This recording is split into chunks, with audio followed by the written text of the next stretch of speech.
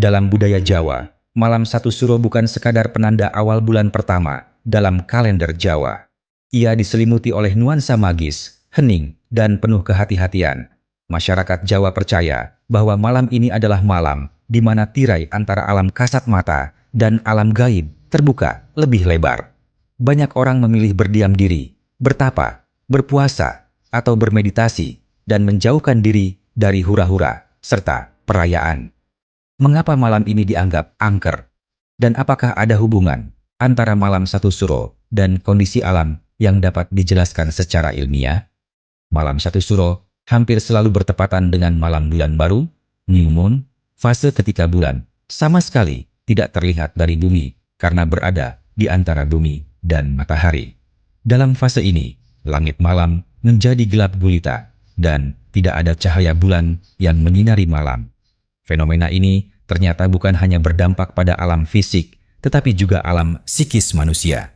Secara ilmiah, bulan memiliki gaya gravitasi yang sangat kuat terhadap bumi, terutama terhadap air. Itulah mengapa pasang surut air laut sangat dipengaruhi oleh fase bulan. Saat bulan baru dan bulan purnama, terjadi fenomena pasang maksimum, spring tide, karena gaya tarik matahari dan bulan bekerja sejajar. Dalam hal ini, bukan hanya laut yang bergelombang, tetapi juga cairan tubuh manusia, termasuk otak yang sebagian besar terdiri dari air, dapat ikut mengalami efek resonansi.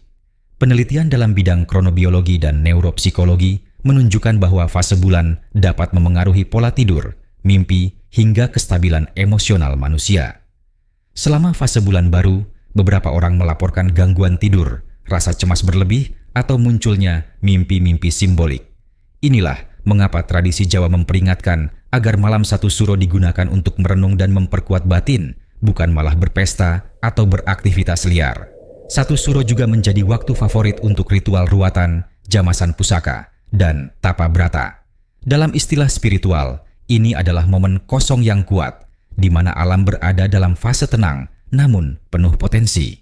Secara metafisik, saat cahaya hilang, manusia diingatkan untuk menemukan cahaya dari dalam, yakni kesadaran ruhani. Ini selaras dengan pemahaman dalam filsafat Jawa tentang sangkan paraning dumadi, mencari asal dan tujuan hidup. Di banyak tradisi dunia, fase bulan baru juga dianggap waktu terbaik untuk niat baru, pensucian diri, atau awal perjalanan spiritual. Misalnya, dalam budaya Tibet dan Hindu, meditasi dan puasa bulan baru diyakini membuka saluran energi lebih besar karena medan elektromagnetik tubuh tidak terganggu oleh cahaya bulan.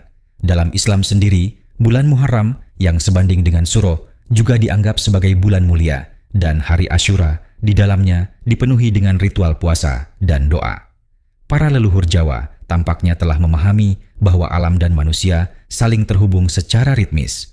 Mereka tidak punya teleskop atau alat pengukur gelombang otak, tetapi mereka bisa merasakan bahwa malam satu suro adalah getaran alam yang memanggil manusia untuk berhenti sejenak, menunduk, dan merenung. Dalam keheningan malam, tanpa cahaya bulan, manusia diminta untuk menghadapi bayangannya sendiri, bukan untuk takut, tapi untuk mengenali siapa dirinya. Satu suro, dalam konteks ini, adalah pintu antara luar dan dalam, antara ruang dan batin, antara sains dan spiritualitas. Fase bulan gelap adalah simbol bahwa manusia kadang harus kehilangan cahaya terlebih dahulu agar bisa menyalakan lentera jiwanya sendiri.